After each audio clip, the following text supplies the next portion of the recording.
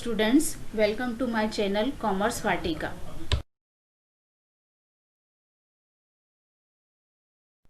आज का हमारा टॉपिक है फीचर्स ऑफ मैनेजमेंट। इसके पहले की वीडियो में हम देख चुके हैं कि मैनेजमेंट की डेफिनेशन क्या होती है, उसका मीनिंग क्या है।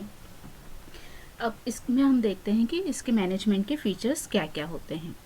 तो फर्स्ट आता है हमारा गोल ओरिएंटेड। अब गोल ओरिएंटेड मीन्स कि जो भी मैनेजमेंट है उसको एक स्पेसिफिक जो भी ऑब्जेक्टिव है या गोल है उसको डिसाइड करना पड़ेगा, क्योंकि बिना टारगेट के हम कुछ भी अचीव नहीं कर पाएंगे। हमें एक सबसे पहले गोल बनाना पड़ेगा और उस गोल को बनाने के बाद हमें उसके लिए प्लान्स बनाने पड़ेंगे और फिर उसको हम अचीव कर सकते हैं। फिर आता है यूनिवर्सल प्रोसेस। अब सेकंड जो पॉइंट है हमारा यूनिवर्सल प्रोसेस मीन्स हर जगह पे। तो मैनेजमेंट का यूज़ सभी जगह पे होगा, सभी प्लेसेस पे होगा, चाहे वो कोई भी ऑर्गेनाइजेशन है, छोटी है या बड़ी है, कोई व्यक्ति है या कोई कंट्री है या कोई सोसाइटी है, तो सभी जगह पर हम इसका यूज़ करेंगे मैनेजमेंट का। चाहे वो हॉस्पिटल्स हो सकते हैं, स्कूल हो सकता है या फिर होटल्स हो सकते हैं, कहीं पर भी हो सकता है, गवर्नमेंट ऑर्गेनाइजेशन या प्राइवेट ऑर्गेनाइजेशन हो सकती है। तो सभी जगह का पर मैनेजमेंट का हम यूज़ करते हैं, इसलिए हम इसको बोलेंगे कि एक यूनिवर्सल प्रोसेस है। फिर आता है ग्रुप एक्टिविटी। अब ग्रुप एक्टिविटी मतलब कि जो मैनेजमेंट है, कोई एक अकेला पर्सन या अकेला व्यक्ति पूरा वर्क नहीं कर सकता है, गोल को अचीव नहीं कर सकता है। तो उसके लिए उसे एक पूरी टीम की तरह वर्क करना होगा, तभी उसको वो अचीव कर पाएगा गोल। तो फिर फॉर एग्जांपल अपन देखें कि कोई गेम खेलते हैं, चाहे क्रिकेट हो या फुटबॉल हो, कोई भी गेम हो, तो क्या कोई एक अकेला प्लेयर पूरा टीम नहीं खेले और सिर्फ एक अकेला प्लेयर खेले तो वो क्या जीत जाएंगे? क्या नहीं, उसके लिए पूरी टीम को एफर्ट करने पड़ेंगे और तभी वो पूरा टीम जीत पाएगी। तो इसलिए हम कहते हैं कि मैनेजमेंट भी क्या है, एक टीम वर्क की तरह उसे वर्क करना होगा, तो इसको हम बोलते हैं ग्रुप एक्टिविटी। फिर नेक्स्ट आता है हमारा क्रिएटिव। अब क्रिएटिव का मतलब कि जो भी एलिमेंट्स होते हैं मैनेजमेंट में, बहुत सारे एलिमेंट्स होते हैं, उनमें बहुत सारी एक्टिविटीज़ होती हैं, बहुत सारे प्रोसेस होती है और जिसके थ्रू वो गोल अचीव करते हैं। फिर आता है इसमें अब क्रिएटिव मतलब उन्हें कुछ नया सोचना, कि कुछ नए नए आइडियाज़ निकालने होंगे कि किस टाइप से वो अपने प्लान को सक्सेस कर सके। फिर आता है हमारा नेक्स्ट प्रोफेशन। अब मैनेजमेंट क्या है, एक प्रोफेशन है, ठीक है, कि जिस टाइप से हम बोलते हैं कि कोई डॉक्टर है या कोई इंजीनियर है तो उसका प्रोफेशन क्या हो गया, डॉक्टर इंजीनियर। तो इसी टाइप से कोई टीचर है तो उसका प्रोफेशन हो गया टीचिंग करना। तो इसी टाइप से मैनेजमेंट भी क्या है, प्रोफेशन है। तो बहुत सारे ऐसे इंस्टीट्यूशंस होते हैं जहाँ पर मैनेजमेंट की ट्रेनिंग दी जाती है और उनको जॉब प्रोवाइड किया जाता है। जॉब प्रोवाइड करने के बाद कंपनी भी उनको ट्रेन करती है कैंडिडेट्स को, तो वो और आगे सीखते हैं और आगे प्रोग्रेस करते हैं। फिर आता है मल्टी डिसिप्लिन, कि मैनेजमेंट में भी क्या होंगे कि बहुत सारे डिसिप्लिन होंगे। मैनेजमेंट बहुत से डिसिप्लिन पर डिपेंड करेगा। फॉर एग्जांपल ह्यूमन बिहेवियर है, सोशोलॉजी है, साइकोलॉजी है, इकोनॉमिक्स है, मैथ्स है, इंजीनियरिंग है। तो इस टाइप से बहुत सारे उसके अंदर भी फील्ड आती जाएंगी जिसके थ्रू वो वर्क करते जाएंगे। फिर आता है कंटिन्यूस प्रोसेस।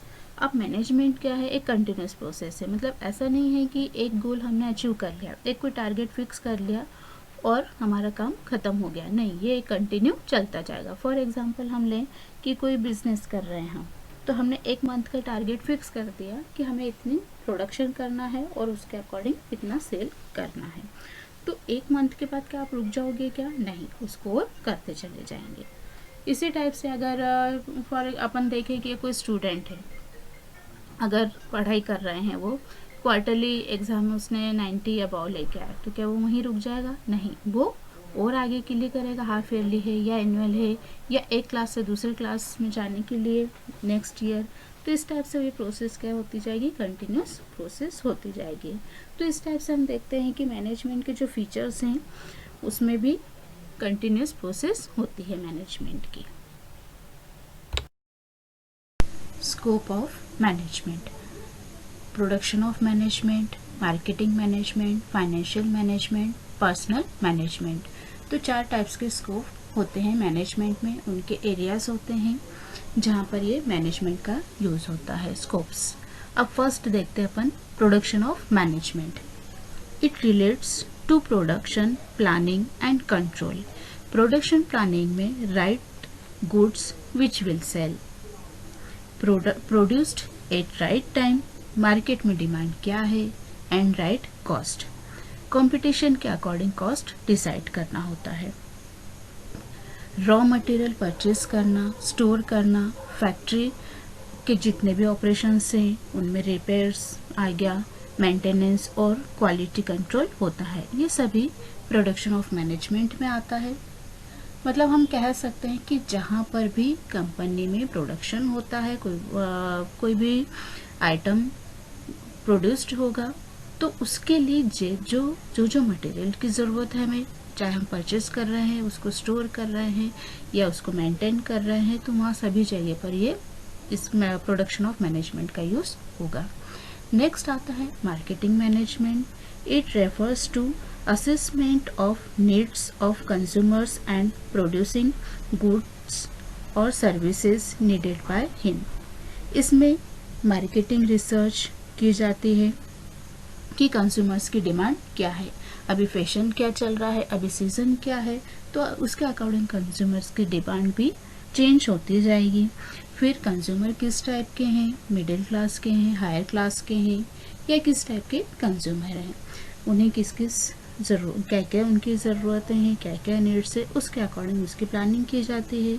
गुड्स की प्लानिंग की जाती है, प्राइस डिसाइड किए जाते हैं, सेल इंक्रीज करने के लिए प्लान्स बनाए जाते हैं, ऑफर्स दिए जाते हैं।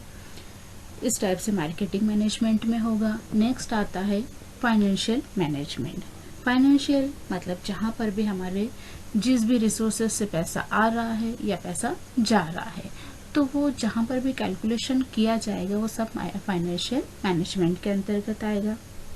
It refers to activities of capital requirements of the enterprises raising funds through different sources like shares, debentures at reasonable cost। मतलब जहाँ हमें फंड्स इकट्ठा करना है, चाहे हम शेयर्स के थ्रू उसको फंड्स ले रहे हैं या डिबेंचर्स के थ्रू ले रहे हैं, तो हमें सबसे पहले क्या करना होता है कि एक एस्टिमेट बनाना होता है कि हमें कितने फंड्स की ज़रूरत है, कौन सा फंड्स हम सिलेक्ट करेंगे, फंड्स का यूटिलाइजेशन और एलोकेशन करना होगा, अर्निंग एंड डिविडेंड पॉलिसी बनाना होगी, कहाँ कहाँ से हम किन के सोर्सेस से पैसा लेंगे और उनका कहाँ किन के जगह पर उसका यूज़ किया जाएगा, कहाँ से लॉसेस हो रहे हैं, कहाँ से प्रॉफिट हो रहा है, ये सब कैलकुलेट किया जाता है फाइनेंशियल मैनेजमेंट में। लास्ट आता है पर्सनल मैनेजमेंट। एस्टिमेट बनाना कि मेन पावर कितनी चाहिए, मतलब हमारी कंपनी में हम कोई प्रोडक्ट बना रहे हैं या कोई सेल कर रहे हैं, तो हमारे पास कितने पर्सन है, हमें कितने पर्सन का रिक्वायरमेंट है, उसके अकॉर्डिंग उनको जॉब प्रोवाइड करना, ट्रेनिंग देना, एम्प्लॉयज़ को फैसिलिटीज़ प्रोवाइड करना, उनके रिकॉर्ड को मेंटेन करना, ये सभी फंक्शंस पर्सनल मैनेजमेंट में आते हैं।